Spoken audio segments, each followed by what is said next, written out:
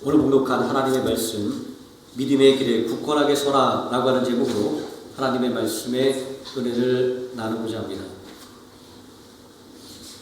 이스라엘 백성들을 애굽의 압제에서 구원하여 새로운 삶의 길을 열어주시고 또 십계명을 주심으로 새로운 삶의 방향을 제시해 주신 하나님은 출애굽기 20장 5절에서 당신을 이렇게 소개하고 있습니다. 내 여호와 하나님은 질투하는 하나님인즉.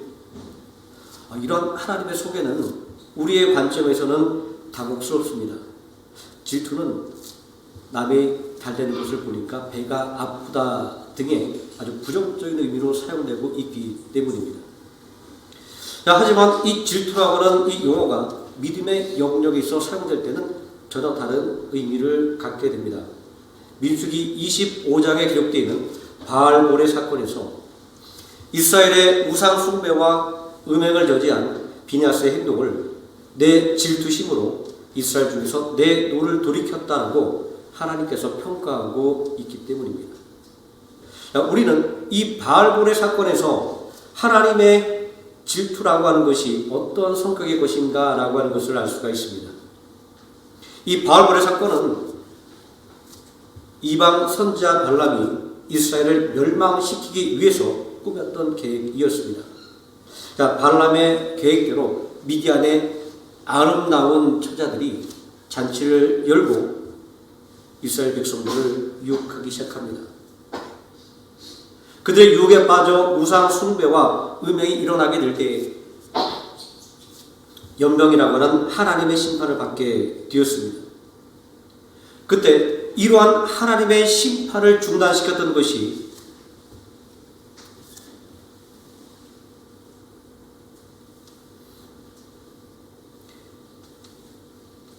분연하게 창을 들고 일어섰던 비느하스였습니다.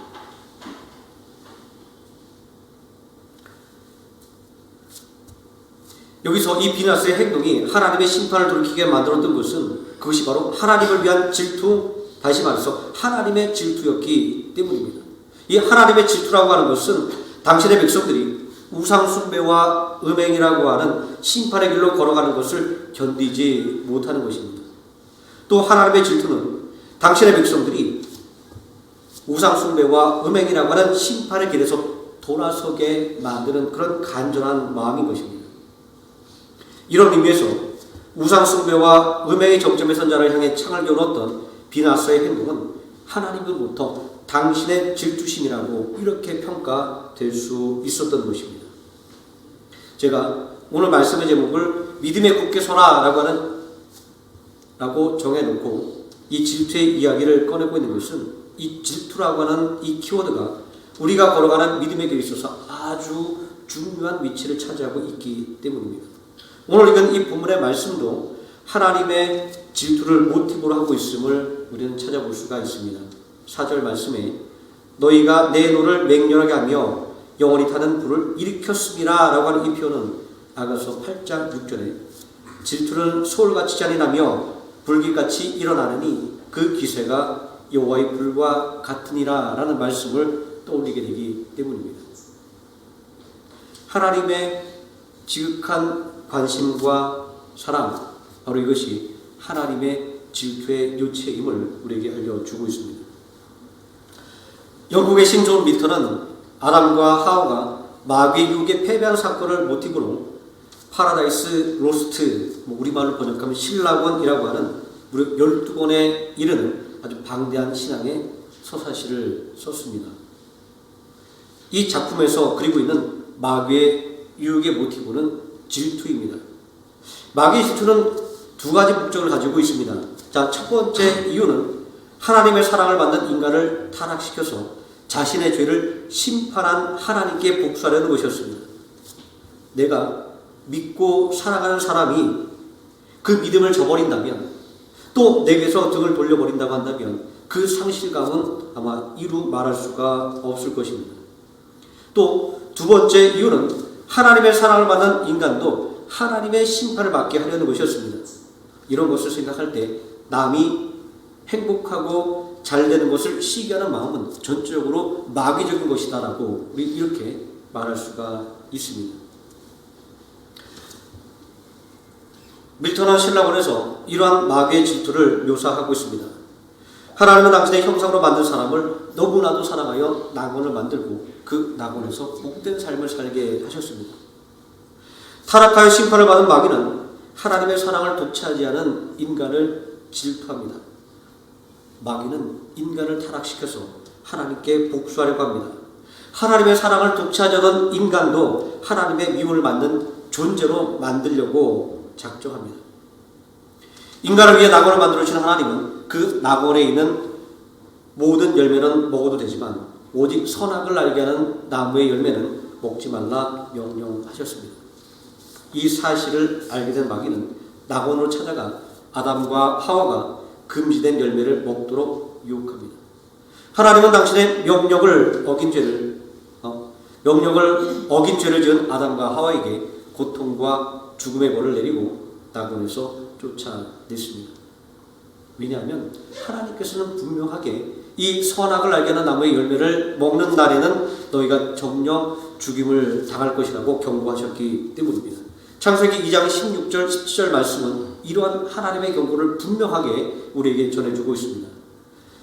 여호와 하나님이 그 사람에게 명하여 이르시되 동산 각종 나무의 열매는 내가 임의로 먹되 선악을 알게 하는 나무의 열매는 먹지 말라. 내가 먹는 날에는 정녕 죽으리라. 이 하나님의 명령을 어긴 사람은 그 죄로 말미암아 죽을 수밖에 없었습니다. 그러나 하나님은 당신의 사랑하는 인간을 파멸하도록 내버려 둘 수가 없었습니다. 당신의 독생자를 세상에 보내어 인간의 죄를 계속하여 죽게 함으로 인간을 구원할 계획을 세워주셨습니다. 이것은 바로 하나님의 거룩한 질투심에서 나온 행동입니다. 바로 인간에 대한 무한한 사랑 말입니다. 이 하나님의 거룩한 질투는 하나님이 세상을 이처럼 사랑하사 독생자를 주셨으니 이는 그를 믿는 자마다 멸망치 않고 구원을 얻게 하려 함이라 라고 하는 요한복음 3장 16절 말씀에 분명하게 제시되어 있습니다. 이 질투의 이야기를 생각해 보면 우리를 중심으로 해서 하나님의 질투와 그리고 마귀의 질투가 아주 불꽃 튀는 이 대접전을 벌이는 것처럼 보입니다. 우리를 지키려는 하나님의 사랑과 우리를 쓰러뜨리려 하는 이 마귀의 유혹 말입니다. 이렇게 볼 때 우리의 믿음이 늘 선택과 결단의 기로에 서게 되는 것은 결코 이상한 일이 아닌 것입니다. 오늘 본문의 말씀도 이러한 믿음의 선택과 결단의 길을 서 있는 믿음의 사람들을 향한 것임을 생각할 때 더더욱 그렇습니다. 이 말씀은 하나님의 선택을 받은 이스라엘을 향해 선포된 말씀이기 때문입니다. 그리고 또 성경 말씀이 언제나 그러하듯이 이 본문의 말씀도 불신자를 향한 것이 아니라 바로 선택과 결단의 기로에 서 있는 우리 그리스도인들을 향한 것이기 때문입니다. 오늘 이 읽은 본문 말씀을 보면 유다로 불리는 이스라엘은 죄인으로 불리고 있습니다.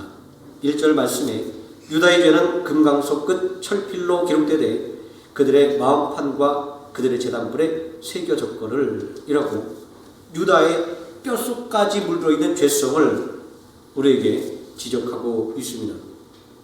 여기서 유다의 속성을 가리키는 이 죄라고 하는 부정적인 이미지는 그들의 삶이 마치 소돔과 고모라와 같이 악했던 것이다 라고 하는 오해를 불러일으킬 수도 있습니다. 하지만 이 이스라엘 백성들이 죄인으로 불리고 있는 것은 윤리와 법적인 문제 때문은 아닙니다. 이러한 윤리와 법적인 문제로 인하여 우리가 죄인이라고 불리게 된다고 한다면 그때나 지금이나 우리는 변함없는 존재라고 하는 것을 먼저 생각을 해봐야만 합니다. 그러므로 여기서 죄의 정의는 하나님을 떠나 세상을 섬기는 마음을 가리키는 것입니다. 5절 말씀에 이러한 하나님의 백성들의 상황을 아주 적나라하게 묘사하고 있습니다. 무릇 사람을 믿으며 육신으로 그의 힘을 삼고 마음이 여호와를 떠난 그 사람은 이라고 하는 이 표현은 마치 우리가 풍선에 바람을 불어 넣는 것처럼 점점 커지는 불신의 모습을 보여주고 있지 않습니까? 바로 이 불신이라고 하는 것이 하나님의 백성들이 죄인이라고 불렸던 그 이유입니다. 서두에서 말씀드렸듯이 우리의 죄는 하나님을 거역했던 것부터 출발합니다. 마태복음 11장 21절 이하의 말씀을 보면 예수님께서 몇몇 도시들을 지적하면서 책망하고 있습니다. 화 있을진저 고라시나, 화 있을진저 벳세다야, 가버나움아 내가 하늘에까지 높아지겠느냐, 음부까지 낮아지리라. 예수님께서 이렇게 그들에게 강력한 심판을 선포하셨던 것은 그들의 죄 때문이었습니다. 예수님은 계속해서 말씀하고 있습니다. 너에게 행한 모든 권능을 두루와 시돈에서 행하였더라면 그들이 벌써 배울 수 있고 제에 앉아 회개하였으리라. 심판날에 두루와 시돈이 너희보다 견디기 쉬우리라. 내가 행한 모든 권능을 소돔에 행하였더라면 그 성이 오늘까지 있었으리라. 내가 너에게 이르노니 심판날에 소돔 땅이 너보다 견디기 쉬우리라. 이러한 예수님의 말씀 속에서 이 도시들이 책망을 받았던 그 죄는 오늘날 우리가 생각하는 윤리와 도덕적인 면들이 아니라 바로 하나님을 불신하는 그 불신에 있었음을 알 수가 있습니다. 이들이 책망받은 이유는 그들이 복음을 듣고도 회개하지도 않았고 그리고 믿지도 않았기 때문입니다. 마태복음 11장 20절에서 예수께서 권능을 가장 많이 행하신 고을들이 회개하지 아니하므로 그때 책망하시되 라고 말씀하므로 명확하게 불신이 바로 죄의 근원임을 밝히고 있습니다. 20세기 위대한 부흥사였던 빌리 그레엄 목사는 80년대 미국 사회를 바라보면서 이렇게 설교를 했었습니다. 하나님께서 오늘날의 미국을 심판하지 않는다라고 한다면 소돔과 고모라에 사과해야 한다라고 말입니다. 너무나도 극단적이고 불경스러운 말이 아닐 수가 없습니다. 그러나 그가 이처럼 거칠고 불경스러운 말일지라도 그 말을 할 수밖에 없었던 것은 당시의 미국 사회가 특별히 타락했기 때문이 아니라 당시 사회에 가득했던 바로 불신이라고 하는 것이 죄악의 뿌림을 말하기 위해서 그렇게 말할 수밖에 없었던 것입니다. 우리는 예수님의 책망의 말씀과 빌리 그레엄 목사의 이 말을 통해서 한 영혼에 대한 거룩한 질투심을 느낄 수가 있습니다. 그리고 하나님께서 불신에 대해서 왜 그렇게 분노하시는지를 짐작해 볼 수가 있습니다. 또 하나님을 떠난 자에게 임하는 심판에 대한 경고는 분명 하나님의 질투가 얼마나 큰 것인가를 암시하고 있는 것입니다. 우리는 여기서 심판이라고 하는 이 가혹한 결과를 바라보기에 앞서서 하나님께서 유다 때문에 왜 질투하고 있는지를 생각해 보아야만 됩니다. 앞에서 살펴본 것처럼 이 죄의 출발은 하나님을 불신하는 것입니다. 그리고 이 불신의 결과가 심판입니다. 우리를 향하는 하나님과 그리고 마귀의 질투는 바로 이 지점에서 강력하게 충돌하고 있습니다. 우리를 심판에서 구원하려고 하는 하나님의 사랑과 우리를 심판에 넘기려고 하는 마귀의 유혹이 대결을 하고 있는 것입니다. 이러한 역적인 현실을 생각한다고 한다면 당신들의 백성들의 죄를 지적하고 심판을 선포하는 것은 당신의 백성들을 향한 하나님의 애타는 사랑인 거룩한 질투 때문이라고 하는 것을 알 수가 있습니다.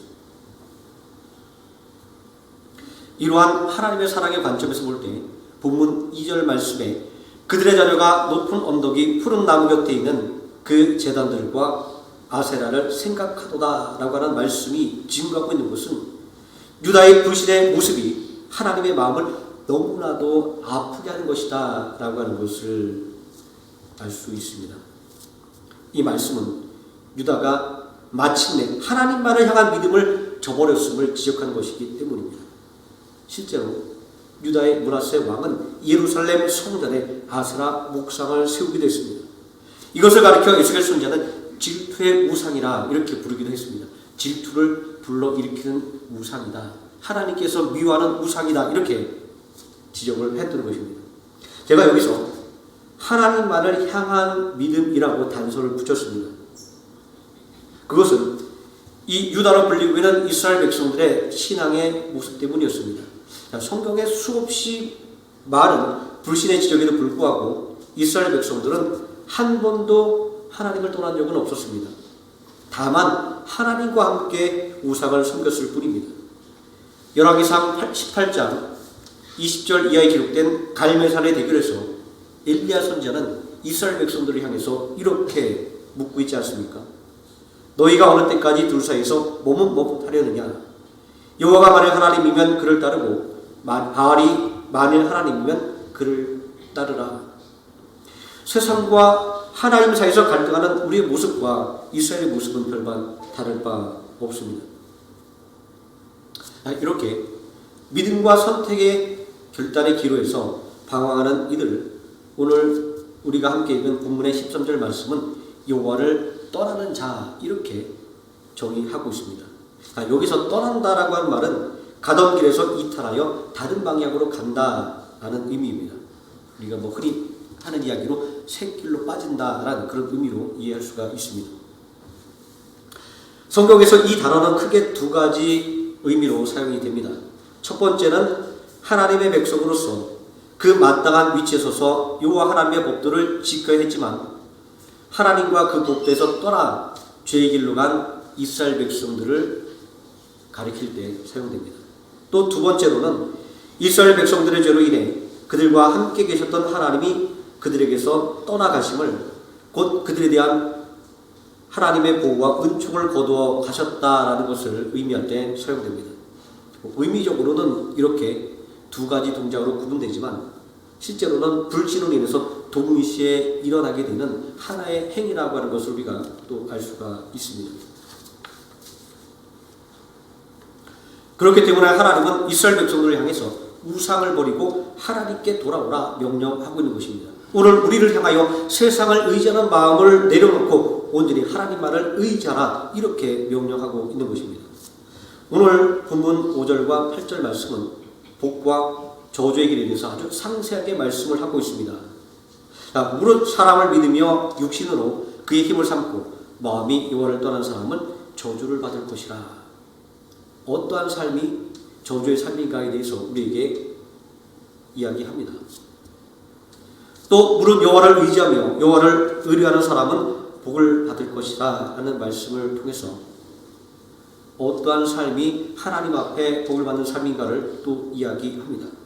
이런 하나님의 말씀은 나를 위하는 자의 죄를 갚되 아비로부터 아들에게로 3세대까지 이르게 하거니와 나를 사랑하고 내 계명을 지키는 자에게는 천대까지 은혜를 베푸느니라 라고 말씀하셨던 출애굽기 20장 5절과 6절의 말씀의 반복입니다. 또 신명기의 말씀은 이러한 복과 저주의 길에 대해서, 그리고 복과 저주의 길의 결말에 대해서 하나님의 백성들에게 자세하게 이야기하고 있는 것을 볼 수가 있습니다. 자, 이러한 하나님의 말씀을 볼 때 이렇게 애타게 당신의 백성들에게 올바른 길을 제시하는 하나님의 부르심의 음성은 마치 집 나간 탕자를 기다리는 아버지의 모습을 방불하게 합니다. 하나님께서 당신의 백성들에게 제시한 복과 저주의 길은 그들이 서 있는 삶의 자리가 어떠한 곳인지를 우리에게 알려주고 있습니다. 성경은 이스라엘 백성들이 발 딛고 섰던 땅을 젖과 꿀이 흐르는 가나안 땅이라고 말씀하고 있습니다. 그러나 성경을 잘 알고 있는 우리는 이 땅이 결코 풍요롭기만 한 땅이 아니라는 사실을 잘 알고 있습니다. 드럽게 펼쳐진 남부의 유다 광야들, 그리고 북쪽의 험준한 산지들, 결코 이 땅은 풍요로운 땅이 아니었습니다. 이른 비와 늦은 비가 제때 내려야 결실을 맺을 수 있고 그리고 양을 기를 수 있는 땅이었습니다. 다시 말하자고 한다면 이 젖과 꿀이 흐르는 가나안 땅이라고 하는 것은 하나님의 인도와 보호가 있어야만 하는 땅이라고 하는 것입니다. 신명기 11장 14절 이하의 말씀은 이스라엘 백성들이 발 딛고 선 땅을 이렇게 묘사하고 있습니다. 여호와께서 너희 땅에 이른 비 늦은 비를 적당한 때에 내리시리니 너희가 곡식과 포도주와 기름을 얻을 것이요 또 육축을 위하여 들의 풀이 나게 하시리니 너희가 먹고 배부를 것이라. 너희는 스스로 삼가라. 두렵건대 마음에 미혹하여 돌이켜 다른 신들을 섬기며 그것에게 절함으로 여호와께서 너희에게 진노하사 하늘을 닫아 비를 내리지 아니하며 땅으로 솟아를 내지 않게 하심으로 너희가 여호와의 주신 아름다운 땅에서 속히 멸망할까 하노라. 이스라엘 백성들이 달리 섰던 이 땅은 오늘 우리가 서 있는 삶의 자리이기도 합니다. 그 시대가 다르고 삶의 양식만이 다를 뿐입니다. 오늘 우리도 제때 임하는 하나님의 인도와 보호가 있어야만 살아갈 수가 있기 때문입니다. 그러므로 하나님의 말씀은 언제나 오늘을 살아가는 당신의 백성들을 향한 것입니다. 또 우리는 하나님의 말씀을 오늘의 우리를 향한 것으로 들어야만 하는 것입니다. 저는 여기서 가장 궁금해졌던 것은 이렇게 복과 저주의 길이 분명하게 제시되어 있음에도 불구하고 왜 여전히 사람들이 죄의 길을 선택하는가라는 것입니다. 왜 심판의 길을 선택하는가라는 것이었습니다. 성경은 그 해답을 환경과 조건이 아니라 우리 자신의 마음속에서 찾고 있습니다. 자, 5절 말씀에 만물보다 거짓되고 심히 부패한 것은 마음이라, 우리의 마음이 불신의 길을 걷게 만드는 것이다라고 단언하고 있습니다. 자, 여기서 말하고 있는 이 부패한 마음이라고 하는 것은 사전적인 의미로는 치유할 수 없는 또 철저하게 병든이라고 하는 뜻을 가지고 있습니다. 이런 것들을 통해서 말씀을 다시 본다고 한다면 이 본문의 말씀이 지적하고 있는 부패한 마음이라고 하는 것은 하나님을 떠나려고 하는 마음의 성향이고 복음을 듣고도 회개하지 않는 완고한 마음을 의미하는 것입니다. 광야에서 송아지 우상을 만들어낸 이스라엘 백성들을 생각해 보십시오. 위대한 하나님의 구원의 기적을 체험하고도 그들의 지도자가 잠깐 눈앞에 보이지 않을 때 자신들이 섬길 우상을 만들어내라고 요구하지 않습니까? 이렇게 눈앞의 현실만을 바라보는 것이 인간의 마음이라고 하는 것을 우리는 알 수 있습니다. 또 탕자를 생각해 보십시오. 아버지를 떠난 탕자의 이야기는 이러한 우리들의 마음의 성향을 상징하고 있습니다. 아버지와 함께하는 것이 분명 복된 길임에도 불구하고 아버지를 떠나 세상을 향해 나가지 않습니까? 그것이 자신의 인생의 기쁨을 가져다주고 만족을 가져다준다라고 굳게 믿었기 때문입니다. 실패와 시련을 나간 후에야 깨닫고 아버지 집으로 돌아가는 것은 그때서야 아버지 집에 있는 것이 복된 길임을 깨달았기 때문입니다.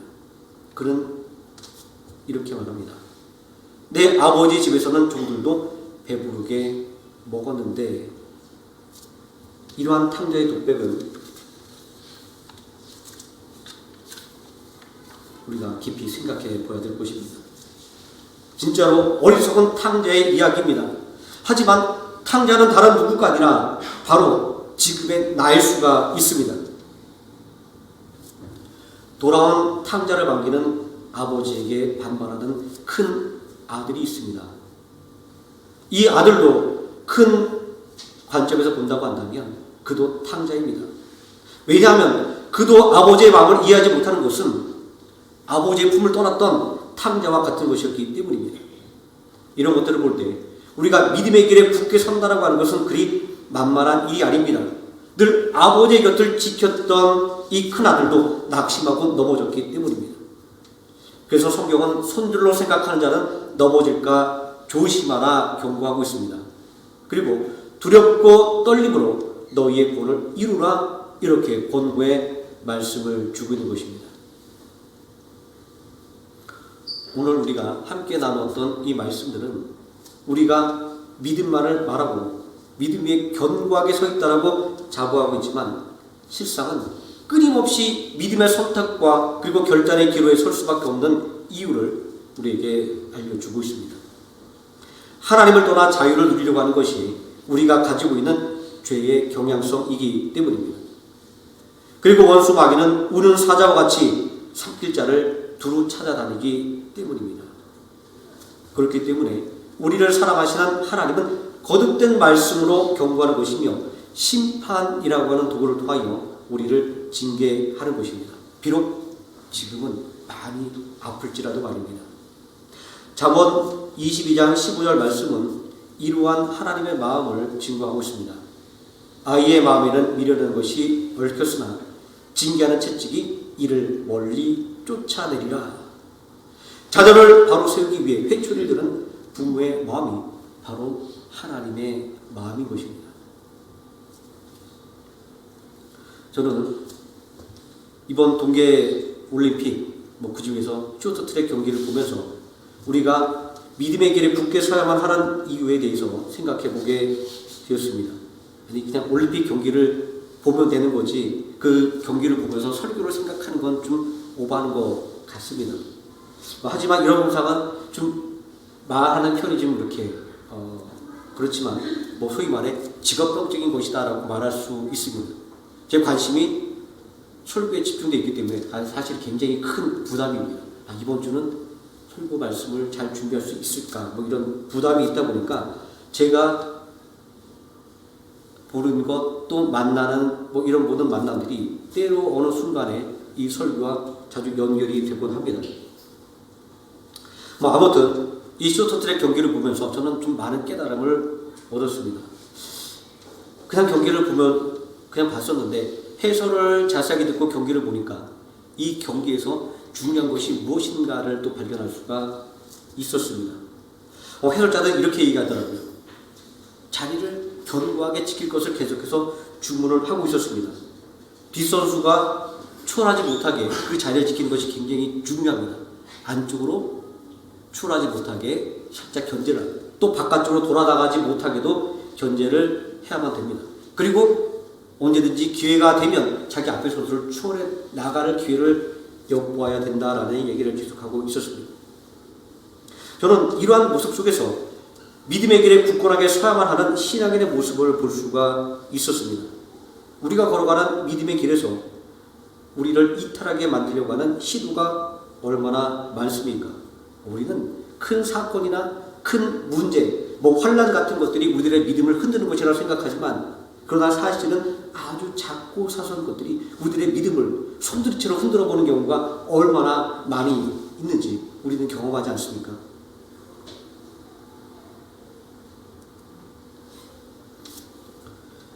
이 쇼트트랙 선수가 자신을 추월하는 선수를 견제하고 자기의 자리를 굳건하게 지키는 것처럼 그리고 넘어졌다 할지라도 다시 일어나서 경기에 임하는 것처럼 우리도 믿음의 길에 온전하게 서 있는가를 체크하는 것이 필요합니다.